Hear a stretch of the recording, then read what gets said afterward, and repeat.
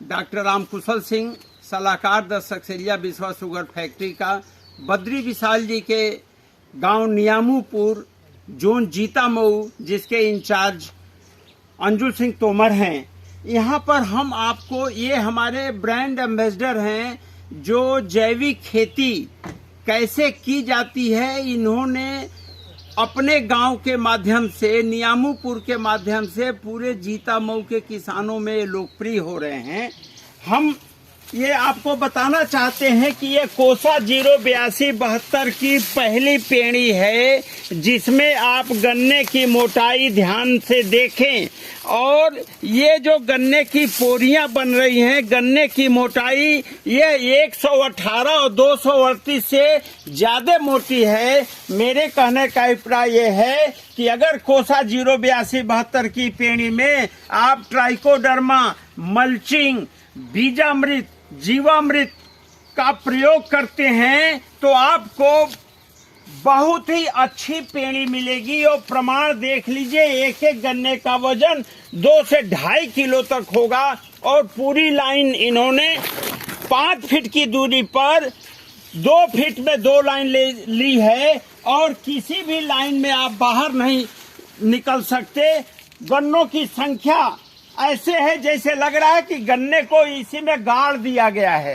तो कोसा 08272 जिसका अगोला इतना हरा है, हम इसकी तुलना, ये देखिए को 0118 की पहली पेड़ी, ये भी कोसा 08272 की पहली पेड़ी थी।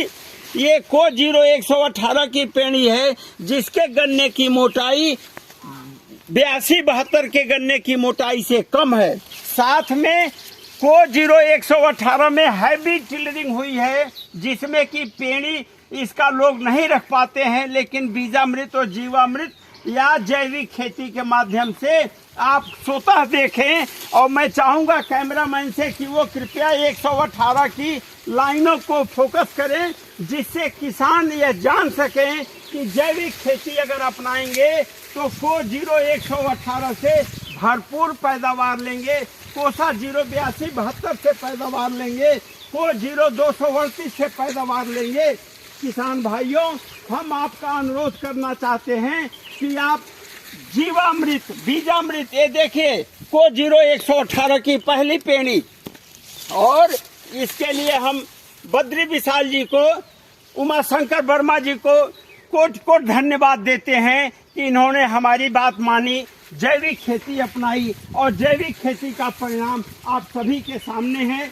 मैं चाहूंगा कि कैमरामैन हमारे साथ दूसरी पेड़ी में किसान भाइयों को बताएं कि ये जो दूसरी पेड़ी है, जिसमें लाइन से लाइन के बीच में इन्होंने 5 फीट की दूरी रखी है और इन्होंने ट्रैक्टर से सारे ऑपरेशन मैकेनाइजेशन से किया है। ये कोसा 08272 की दूसरी पेड़ी आप देख रहे हैं। एक आंख से इतने गन्ने आप लोगों ने नहीं देखे होंगे और किसी भी लाइन में आप घुस नहीं सकते। सबसे बड़ी बात, जरा नीचे दिखाइए कि ये जो केचुआ, जो हमारा मित्र जीवाणु था, वो गायब हो गया था। ट्राइकोडर्मा और जीवामृत के उपयोग से पूरे खेत में केचुआ की बहुतायत है। ये देखिए कोसा 08272 की दूसरी पेड़ी। यानी आप, मैं जो मल्टीपल रेटूनिंग की बात करता हूँ, बहु पेड़ी की बात करता हूँ, आप स्वयं देख लें। मैं बड़े स्तर पर हेक्टेयर में आपको कोसा 08272 की दूसरी पेड़ी, कोसा 08272 की पहली पेड़ी, को 0118 की पेड़ी का एक विहंगम दृश्य आपको दिखाना चाहते हैं, जिससे आम किसानों में ये धारणा बन जाए।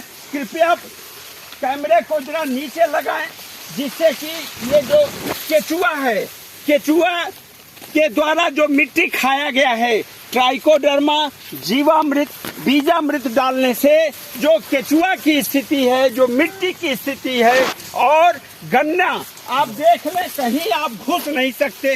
किलो की संख्या देखें, गन्ने की लंबाई देखें, गन्ने की ये जून का महीना है और इसमें इन्होंने चना की अंतर फसल ली थी।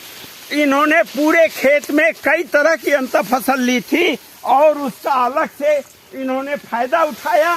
मेरा ये कहना है कि किसान भाई अगर जीवामृत अपनाते हैं, बीजामृत अपनाते हैं और कोसा 08272, को 0238, को 0118 के साथ मल्चिंग यानी सूखी पत्तियों को, पौधों के अवशेष को बिछाते हैं, बीच में दूरी बढ़ाते हैं, 2 लाइन में गन्ने की बुआई करते हैं, तो उससे जो होने वाली पेड़ी है वो मल्टीपल रेटूनिंग हो सकती है। आज उत्तर प्रदेश का किसान गन्ना पौधा से उपज लेता है, लेकिन मैं कहता हूं कि पेड़ी कोसा 08272 की पेड़ी से आप बहुत आसानी से 1000 से 1500 क्विंटल प्रति हेक्टेयर, पहली पेड़ी से आप 1600-1700 क्विंटल पर हेक्टेयर की उपज ले सकते हैं। गन्ने की मोटाई निर्भर करती है कि कार्बन और नाइट्रोजन की संतुलित मात्रा कितनी अच्छी है, और जब आप जीवामृत, बीजामृत, ट्राइकोडर्मा और फसल अवशेष को डिकम्पोज कराएंगे तो निश्चित रूप से आपके खेत में केचुआ होगा, आपके खेत की जमीन उपजाऊ होगी, आप स्वस्थ गन्ना बनाए रखेंगे। और स्वस्थ गन्ना, स्वस्थ मनुष्य, स्वस्थ मिट्टी के साथ जब हम आगे बढ़ेंगे तो उत्तर प्रदेश की चीनी मिलों में 20वां चीनी मिल की तरह से ही अच्छी गुणवत्ता, अच्छी प्योरिटी की चीनी बनेगी। जो गुड़ बनाएंगे उनका गुड़ की स्टोरेबिलिटी बहुत अच्छी होगी। अंत में मैं किसान भाइयों से करबद्ध निवेदन करता हूं कि कृपया गौ माता का पालन करिए, गौ माता के मूत्र और गोबर का उपयोग करिए, जीवामृत, बीजामृत बनाइए और अपनी खेती को में कार्बन और नाइट्रोजन की जो संतुलित मात्रा है उससे ऊपर फर्टिलिटी ले जाइए, जिससे आपकी मिट्टी कई पुश्तों के लिए स्वस्थ बनी रहे। जय हिंद, जय भारत।